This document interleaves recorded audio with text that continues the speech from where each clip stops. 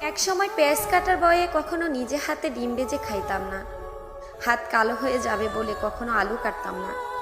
সবজি কাটার বয়ে মা যখন রান্নাঘরে ঢুকতো তখন মায়ের আশেপাশে থাকতাম না, রান্নাঘরে ঢুকতাম না।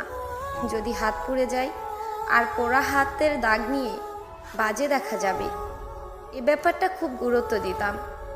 খাবার শেষে প্লেটটা টেবিলে রেখে উঠে যেতাম, তবুও মায়ের কোনো অভিযোগ ছিল না। আমার মাটা খুব দুঃখী, সারা জীবন কষ্ট করে গেছে, একা একা খুব কাজ করতো। কখনো বলেনি আমার মেয়েটা কোনো কাজের না, বরং বলতো আমার মেয়েটা সারাদিন অনেক খাটাখাটনি করে, প্রয়োজন নেই তার কাজ করার। আজ যখন পেঁয়াজ কাটি, সবজি কাটি, আলু কাটি, রান্না করি, তেল ছিটিয়ে গায়ে এসে পড়ে, উফ শব্দটাও করার সময় পাই না, তখন মায়ের মুখটা চোখে ভেসে আসে।